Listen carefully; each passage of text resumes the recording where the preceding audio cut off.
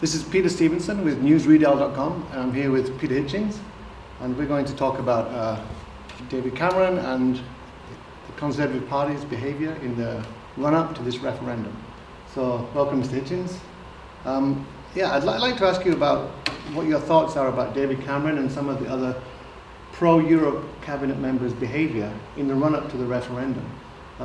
For example, let me start with the leaflets, all the money they spent on the leaflets. Do you think that was illegal? No, I don't believe so. It's all perfectly normal, and it all has precedent in the 1975 campaign, where the government took one position. There were three pamphlets sent out to the British public, one saying stay in, one saying leave, and another one from the government saying stay in.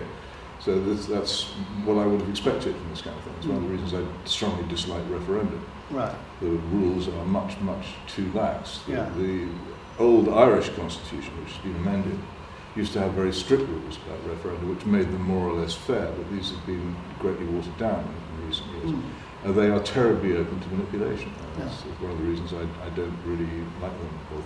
I mean, on the one hand, they impose a spending limit on the leave camp, and then they practically double their own. Well, okay, but this was to be expected. I'm not at all surprised by any of it. It doesn't particularly concern or trouble me. People who were seeking a referendum should have realised this is what they would get if they got what they asked for. Be careful what you ask for, because you may well get it.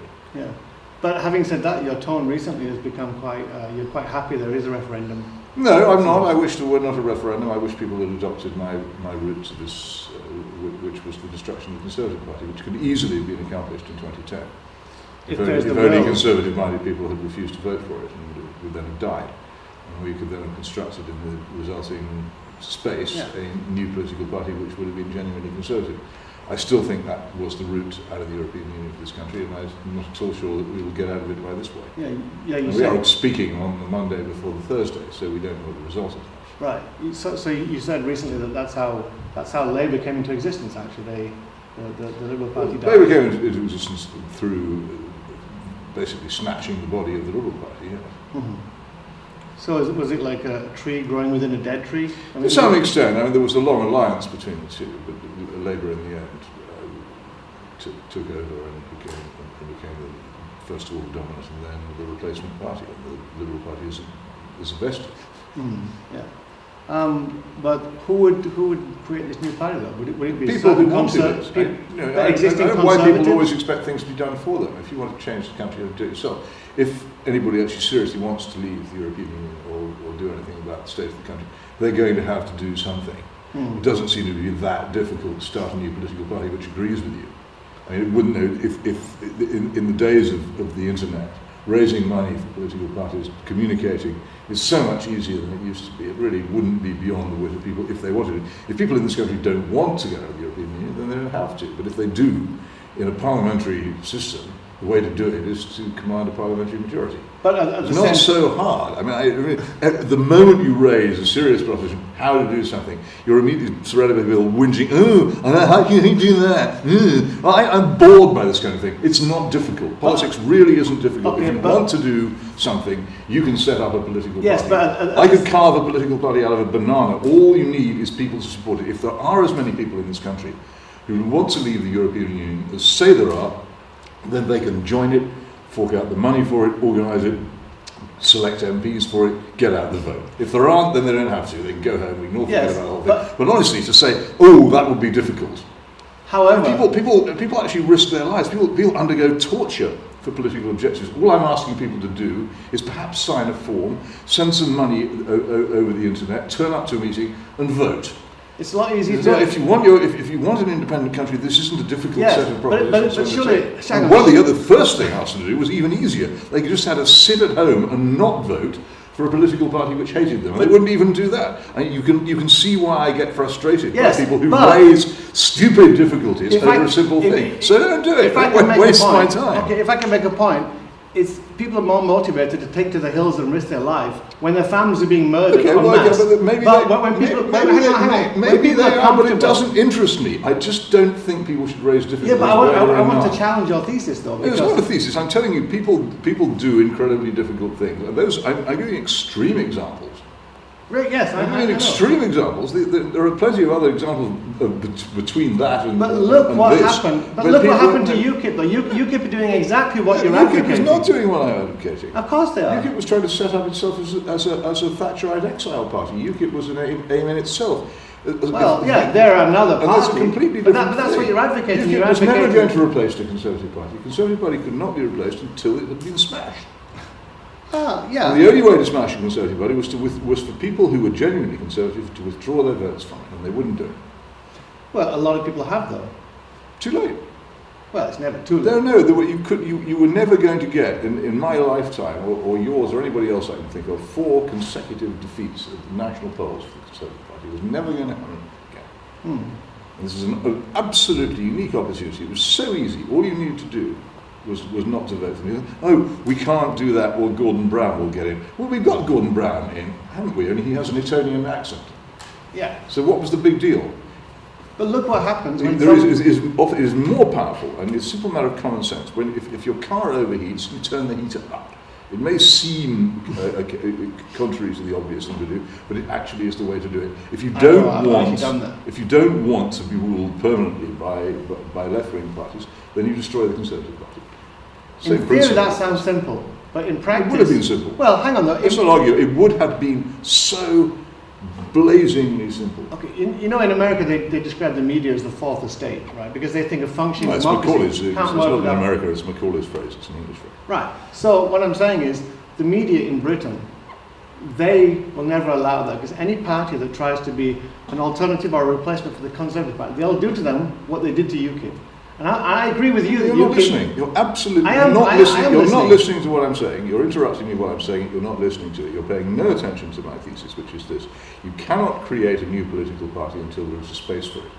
When my garden shed was rotten and leaking, I didn't try and build a new garden shed on top of it. I demolished the old one to make the space to put a new one up. So it's the same with political parties. The Conservative Party is rotten, leaking, useless, done for. It doesn't serve any purpose at all. And all that needed to be done was to remove it. Once it was removed, the space would be there to build a new political party. Not UKIP. UKIP is Dad's army. UKIP is a throwback.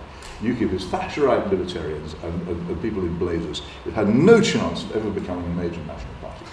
It couldn't conceivably appeal. It couldn't conceivably appeal to the huge numbers of betrayed Labour voters, which any such party would need to appeal to. For instance, it was never going to do that. So it would never start. In any case, fringe parties don't actually become major parties.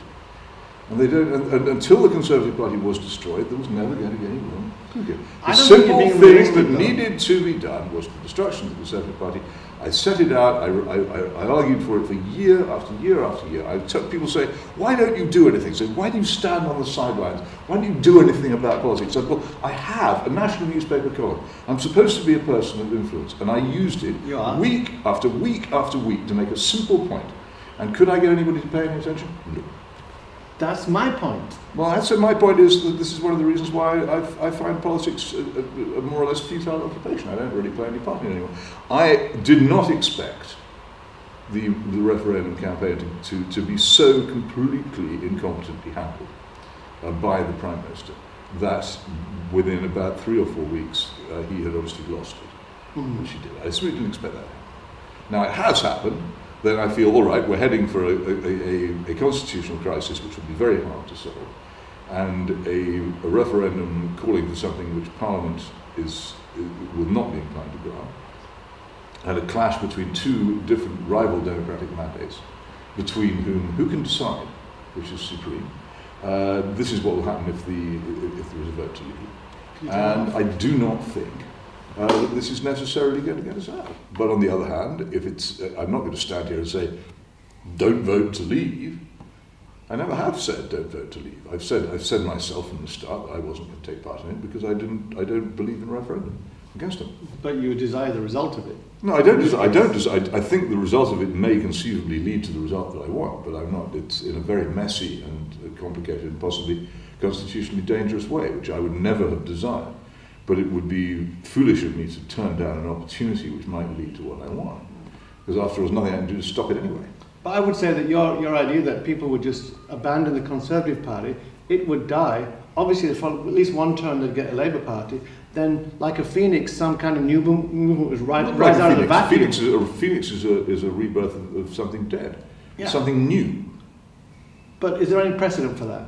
No, not in the short term. And if you look but there is in the long term a precedent for it in the collapse of the Liberal Party and its replacement by the Labour. And if you look at the human nature, can you imagine all the Conservatives in Britain agreeing to just let that party die? It's just... Well, no, it doesn't. You don't need all. It The sounds you great in don't theory. need all the Conservatives in Britain to do it. Again, you're not paying attention. Once the Conservative Party becomes clearly incapable of winning an election, it's deserted by the people who give it money. The Conservative Party is already a dead organisation. It had hardly any members. Most of them are very old. Very few of them are active. That's why they have to bust people into a reconstituency they fight, because they haven't got. It is effectively a corpse, propped up by money and by the broadcasting rules. But you believe the same If about Labour as well? it had lost decisively, and it did lose the 2010 election, as I said from the start that it would, if it had lost the 2010 election decisively enough that it could not take part in a coalition, it would then have lost both the money and ultimately the broadcasting support which kept it going, and with those life support tubes pulled out of it, it would have died. But isn't there a And people wouldn't have been able to support it anymore because it wouldn't have been there. But like the climate, isn't there a self-correcting system? So, No. so that the more the Conservative Party die and the other party gets stronger, it instills fear in Conservatives, so they think, well, we might as well. What it should instill in Conservatives, and very easily could have done, is the recognition that they have no friends at Westminster. Mm-hmm. They don't. Conservative-minded people in this country have had no friends at Westminster for decades. Of course. Right? Well, you said, but they continue to vote for their enemies. People who in office spit on them from a great height, ignore everything they want. Well, I don't know. No, but that's what happens. So there's this ridiculous, illogical position where millions of people vote every 5 years for a party that hates them. In the last, I think it seems to me that if that party were to disappear, it wouldn't be terribly difficult for them to construct a party that liked them. That is my only thesis. It doesn't seem to me to be difficult or complicated. Nobody paid any attention. You're not paying any attention to it now. You can see the difficulty I'm in. I am paying You're not. attention. You're not. I can't penetrate. I mean, to me, it is obvious to me as if I reached out and poured this glass of water over your trousers would be wet. I won't do it to demonstrate. You know, it's as simple to me as that. But you can't grasp it. Is it possible? And the only way I could have made you grasp it would be if I did that. Is it Because possible? it's just as if the only way I could have made you grasp it is if the Conservative Party had, as it should have done in 2010, lost the election decisively. Then you would have seen what I meant. But is it As it is, you won't see it, and I'm very tempted to demonstrate, but I'm not going to. I promise you that if I poured that glass of water over your trousers, they would be wet. It would make an interesting video. It would, but it demonstrates my exaspration with the inability of people to grasp this incredibly simple concept. Is it possible that you could be wrong and somebody else No, might just I'm disagree with completely you? right. It would have happened. I admire your confidence. I have absolutely no doubt about it. This doesn't require any thought or difficulty at all. If the Conservative Party could have been destroyed in 2010, we would have had the greatest political opportunity in this country for probably a century. People wouldn't take it. You know, Yoko Ono sang, war is over if you want it. But yes, some ideas are logical, but when you factor in human nature, it's just never going to happen. No, it's not human nature. It's not human nature to vote for somebody who hates you in case somebody else who hates you gets in. I mean, Donald Trump's relying on that, isn't he? I'm not going to get involved. All right, I know you're not interested in American and the politics. Trumpoids. It's just I'm just saying that unreason is abroad, and as you see, combating unreason is a difficult thing to do. It's also very, very boring. Well, arguing with people who can't reason is incredibly unsatisfactory. Well, let me just get to some specifics. And I wanted to ask you about Cameron's scaremongering about the destruction of. That's all he has left. I mean, David Cameron did not intend to win a majority. He did not intend to be compelled to fulfill any of his manifesto commitments. And therefore he was completely amazed when he found that he actually had to hold this referendum. So he made this tour of European capitals in probably what must have been the growing certainty he would get nothing out of it. Well, having failed to get anything out of it, which I think was no great surprise to anybody who knows anything about the subject, what else has he got? Well, that brings up except scare tactics. And the problem was because it was the only thing he had, and because it is actually a quite powerful weapon, he used it very unskillfully. Do you think he's a pathological liar? No. Or a habitual? No, I don't. But he seems to say whatever's convenient, and then a few months later it's like... Most people do when they're in trouble say what suits them. Most of us have died at some point or other when caught by teachers or parents doing something naughty. We tell fibs. That's what people do. He's not a little boy in short pants at Eton anymore, Well, more or less, yes. Actually, that is much more accurate description of him than the pathological lie. I mean, really, just somebody who's been caught scrubbing apples. It's not, and he's trying to talk his way out of it. But look over there. There's an eagle. And it's not. It really isn't. But he's very standing before really the isn't very nation. Sophisticated. Yes, I know he is. For example, I saw him a couple of weeks ago in Parliament, in Prime Minister's Question Time, and a Conservative backbencher asked him this question, a very clear question. If we stay in the European Union, is it going to be possible for us to control immigration from EU citizens? And he just answered the question, the EU can control migration from outside the EU. He was on camera in front of the entire nation, every parliament. None of the media called him on it. None of the other MPs or the speaker called him on it. He just seems to think that he can just ignore questions and answer questions people didn't answer or lie. This is normal behaviour. But why do we let people get away with that in this country? That's me. I mean, that's what I was just telling you. I was trying to get them to stop doing in 2010. They weren't paying attention. Why? I don't know. So have we just possibly universal suffrage democracy isn't a very good idea? Have we just become used to politicians lying and just being evasive? So well, it would be very difficult to be unused to politicians lying and being evasive, wouldn't it? Well, I mean, at least we might as well live in Britain and be unused to rain. But I would expect... Gosh, look, it's raining. What a surprise. I would expect the media to call them on it. I mean, maybe they're going to keep doing it, but maybe they're going to keep doing it. Why would you do that? Because it just seems like common sense. If you said something... But look, I tried common sense on you. I said if the Conservative Party loathed and despised its members and supporters for decades and treated them like dirt and spat on them from a great height, logically they would not vote for it. But they did, and you then gave me a long explanation as to why they should continue to do so. That's incorrect. Logically, that's incorrect. Logically is neither here nor there. No, sorry. There is no reason to believe. You mischaracterised what I said. No, I never said they should vote for them. I said human nature. You excused them. No, you excused. No, I didn't say you should. You excused them. You excused them for doing this wholly illogical thing. There's a difference. Okay, well, if you're happy to excuse people, no, Peter, sorry, no. You can excuse people. There's a difference between an excuse and an explanation. No. I explained human nature being what it is. Okay, well, human nature being what it is, people will put up with politicians who dissemble in front of them. Okay, but that's not an excuse. Get used to it. That's not me saying it's an excuse, though. It just seems to me to be the position. Why complain about it? All right, let's move on. Why be surprised? Let's move on to your feelings. Why even be distressed? George Osborne. George Osborne, what of him? Well, on TV recently, he said about the Joe Cox killing. First of all, he's accusing the other side of being practically responsible for it. He even described UKIP as having, what did he say? He said the poster was disgusting and violent and had echoes of 1930s Nazi propaganda. And then he himself was saying, he says, look, first of all, I hope because of the tragic death of Joe Cox, we can have less divisive political debate in our country.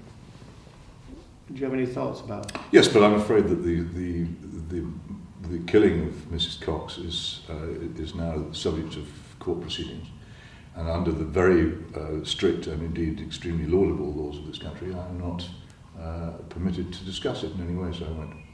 Okay, I didn't really want you to discuss. No, but I'm afraid, as far as I'm concerned, any discussion of this matter is in danger of breaking the extremely justified contempt rules, which I support, and I will not do it. Okay, fair enough. Finally, on the concept of William Hague. So William Hague's a northerner like me, from Yorkshire. Usually, he's been a Eurosceptic. It's my view that he's been hobnobbing with Angelina Jolie and Brad Pitt and other global elites, and that he's been seduced by them. And so I want to ask you about him and Cameron. I don't think that they're even that interested in Europe. I just think that they want to be loved and respected by a certain group, and it goes beyond Europe to like a global elite types. So do you think people like William Hague, as I do, have been seduced by that, and they're no longer patriotic? No, I think your introduction of that word Eurosceptic is the heart of the problem. Eurosceptic means critical of the European Union, in opposition, and completely subservient to it in office. That's what it means. It has. What is there to be sceptical about? The European Union exists. It is identifiably what it is. It is a surrender of your sovereignty to a supranational power. You're either in favour of it and you want to secede from it, or you are against it. So you think Eurosceptic means? So you're either in favour of you're either in favour of the European Union and you want to continue along this path, or you're against it and you want to secede from it. These are the only two positions you can take. Euroscepticism is a non-position. It's a hermaphrodite political position. It has absolutely no meaning at all. Anybody can be a Eurosceptic in opposition. It has absolutely no value or significance. Okay, well, either you're a secessionist, as I am, or you believe or you believe we should be governed by a supranational body, as Mr. Hague does. And it's very common in the political class that people believe this, because there are many advantages in the political class to the removal of responsibility which it provides. Do you think that's the main attraction? I really? don't know. It's where you'd have to ask them. But they run for office to have responsibility. Do they? So why do they run for office to have office? Yeah, but because by well, having the office you have power over office is one thing, responsibility is another. Everyone likes the big offices and they like the power. No, not necessarily.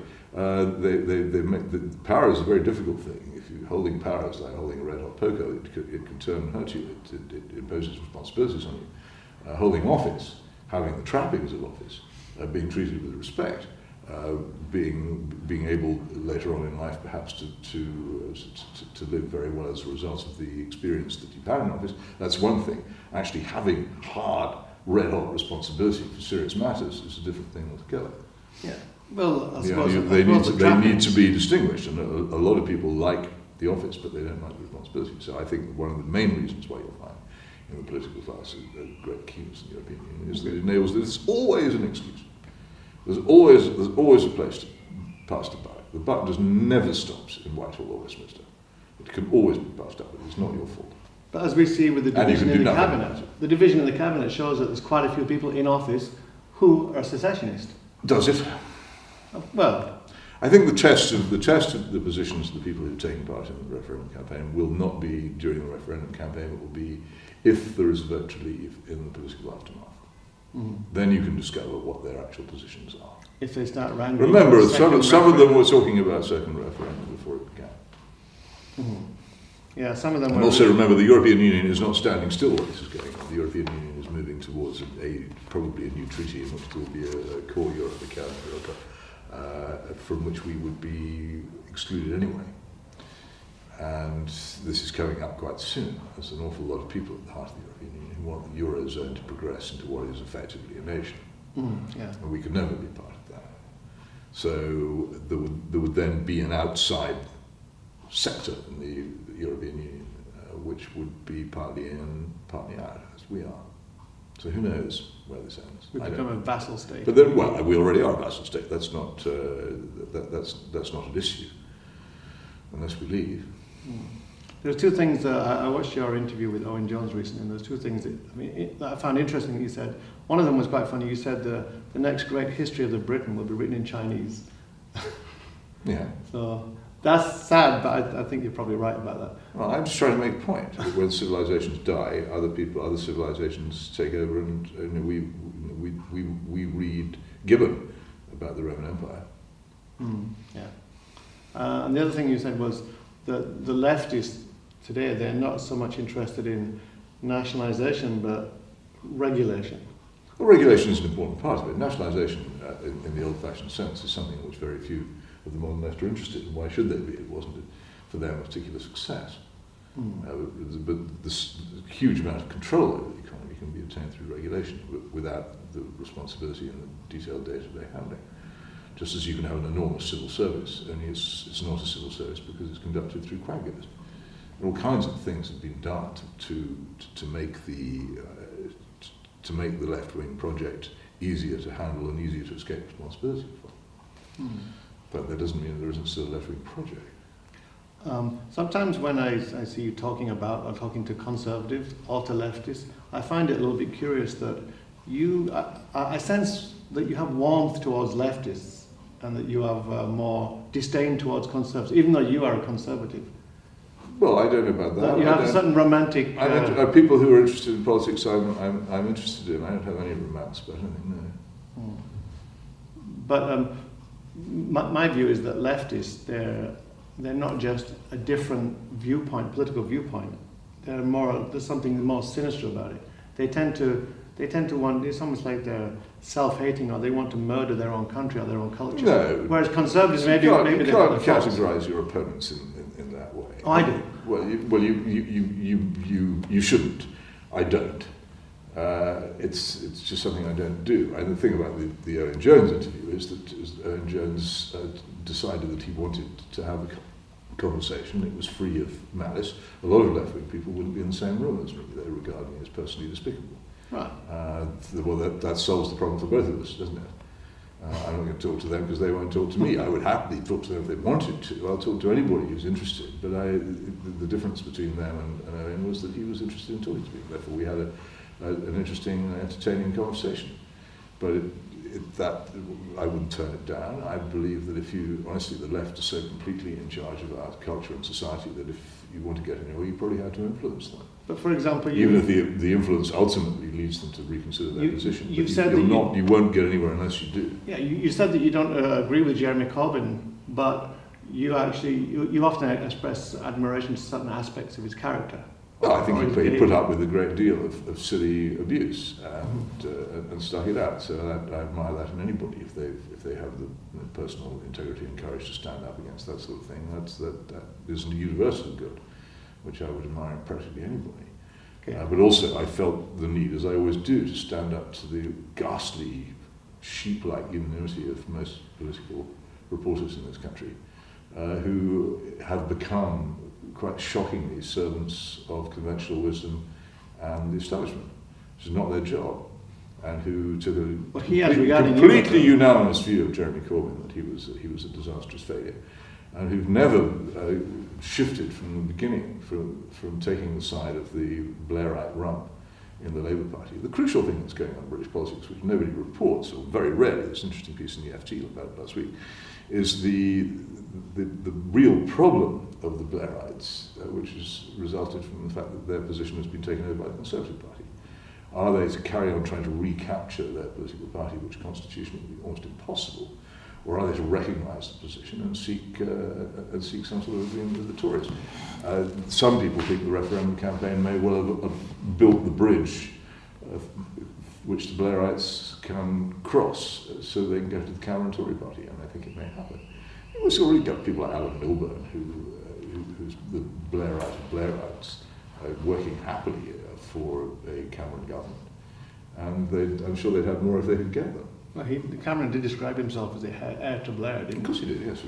And he was being absolutely correct about it. And the moment at which he became acceptable to the BBC, which was some time around about 2008 or 9, was when the BBC understood and grasped the point that he was telling the absolute truth when he said this. The Conservative Party had now entirely accepted the Blair Revolution.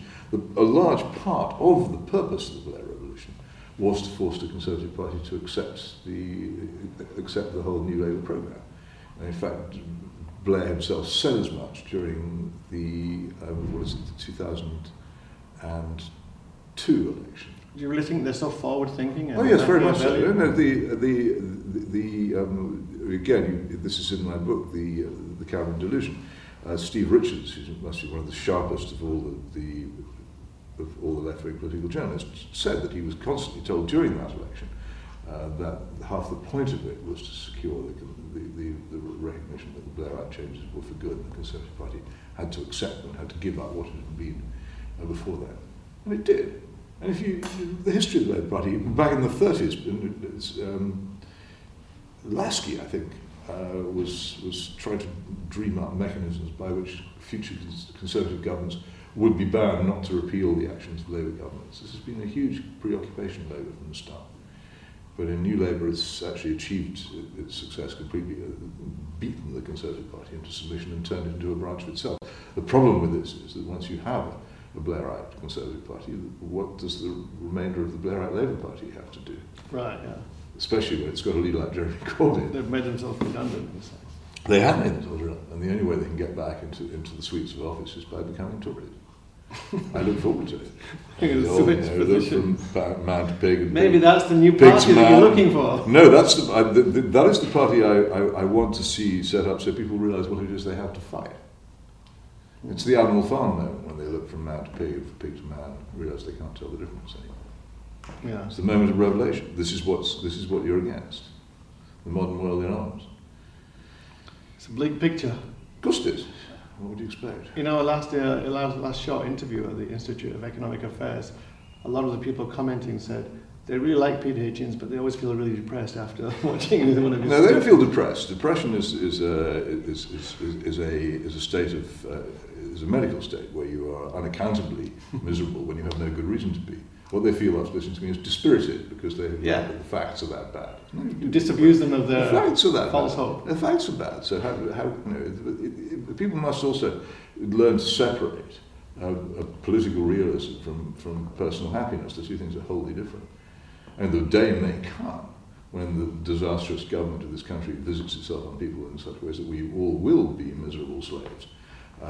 I cannot myself see how a country in such deep debt, with such a dreadful current account deficit as ours, so incapable of educating its children, can survive in a civilized state for very much longer, especially given its almost total inability to enforce its laws. But I may be wrong. But as long as it looks like that to me, I think there could be very bad things in the future which will make all of us very unhappy. But there is no necessary congruence between political realism and personal unhappiness. Of course. On the contrary, the better informed you are, the more likely you are to have fun. I wanted to talk to you a bit about your views on dyslexia. Right? You believe that dyslexia is just a made-up It doesn't thing. exist. It doesn't exist, right? So, couldn't you say There's the no same thing objective about... evidence for its existence, but Neil, can you quickly do your... My life is the objective evidence. Do you remember that line? sorry, what? Say it one more time. My life is the objective evidence. Why would that be objective? No, we just like your interview with Matt. Oh. It's an impression Matthew made. Oh, yeah, of course, yes. Because you didn't understand what objective was. Yes. Yeah, and so you told him that's the exact opposite. Yes.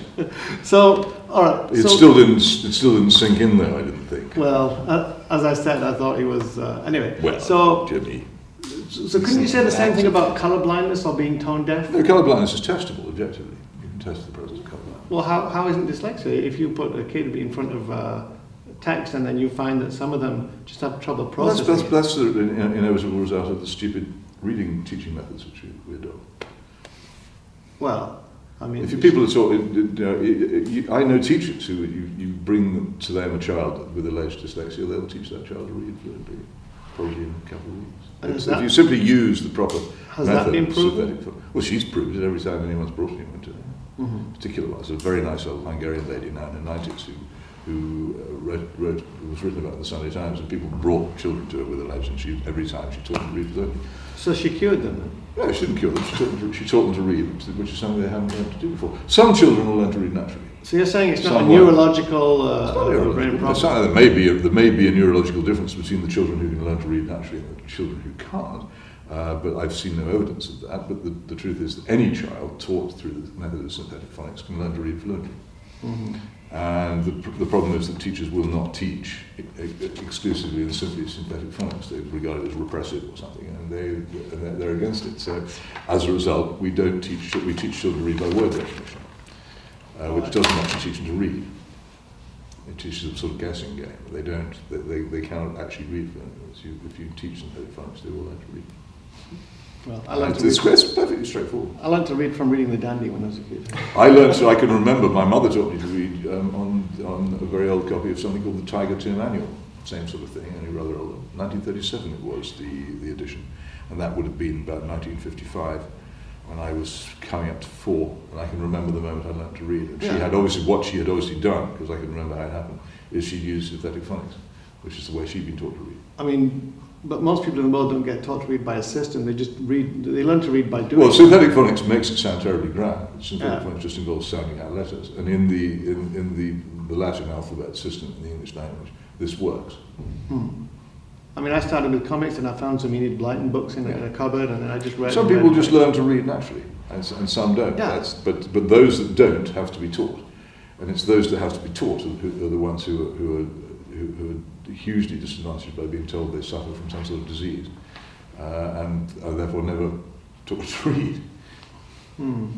I was thinking more about the people that they can read, but they just it becomes a bit.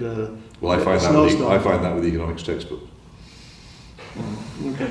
All right, let's finish off with the big one then. Never get past page 19 of Lipsy. So the big one is we had an exchange on email about a year ago about your views about when a man is accused of rape, a woman has the privilege to have anonymity, but the accused doesn't. And I find your views interesting, and I know that you're very frustrated with people who don't agree with you in this, but if I can characterize your view, you think that if a woman accuses a man of rape and then he's found not guilty and she avails herself of the privilege of anonymity, she should then be prosecuted for perjury. Not always, no. But I mean, I'm not sure I've actually ever said that. What I think is that any charge of perjury would have to be dependent on the circumstances. Right. And a failure would what a jury doesn't convict because it thinks the witnesses Here are your words. lying. The precondition of my proposed automatic prosecution for the initiators of failed rape prosecutions is that the complainant chooses anonymity. So you say automatic. If you choose anonymity, then you should do that. Yes. Then that should happen. So what But I'm saying, that was just a way of approaching the question. Frankly, I don't believe in anonymity at all. I think anybody should have anonymity in trials. I think trials should be completely open.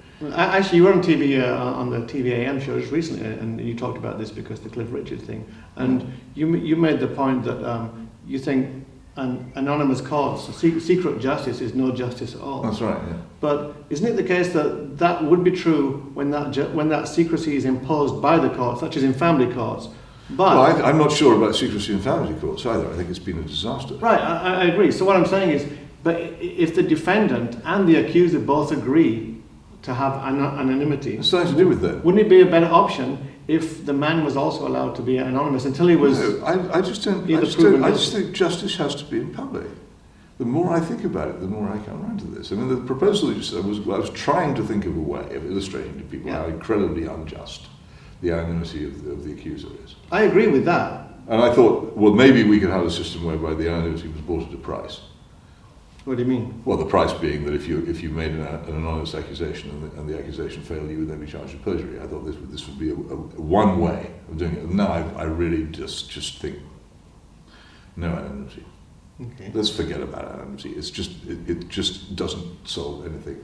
But if the you reality- if you think someone has done something to you which is so bad that you want them to go to prison for years and have their lives ruined, you have to stand up and say so as yourself. Yes. But the reality is the accused won't get justice even if he's found not guilty, because for the rest of his life he'll have that hanging over his Well, head. maybe that is. So how is that justice for him? that is a risk that people take. I can't. But they don't take the risk in a justice system. That is what is going to happen. I'm afraid. Unless you give them You can't anonymity. avoid it. You can't. No, You can by giving them anonymity. Well, but then the trial is not open. Nobody knows who's accused. Nobody knows what they're accused of. Nobody knows anything. That cannot be justice. Well, How can it be subject, for instance, to proper reporting if we can't say who this person is? Okay, but how is it justice for an innocent man accused of rape to have it announced to the world? Well, do you know what? I think that if you had the end of anonymity for accusers, you'd get very many fewer accusations. Yeah, but you'd also get a lot of people who, in fact, were raped who would just not want to go through that. Maybe you would. I don't know. There is no perfection. Right. So you choose on balance which My balance will is bring about open right. trials, openly arrived at, with everybody involved identified. That's where I think the balance should be. Okay. If people aren't prepared to accuse somebody in public, then I'm afraid they shouldn't be allowed to accuse them at all.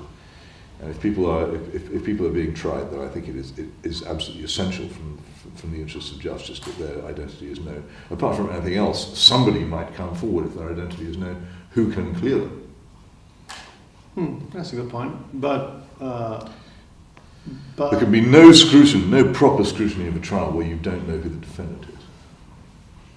How could the press properly cover it? How could the public reading it be able to? Surely it's the follow defense lawyer's job to do the scrutinizing. Well, within the court, but the fact is that our courts are not conducted behind closed doors. They have public galleries and they have press galleries. Right. For the very good reason that justice is supposed to be in public. But unfortunately for the accused, justice does go in public. I know that, And but they I'm hound saying it. I can't. I'm not offering you perfection. But isn't This the objective this is the what largest this is amount what of I fairness? personally think is better. You may disagree with me. You're welcome to do so. I just think that on balance, the purpose of justice is better served if everything is in public.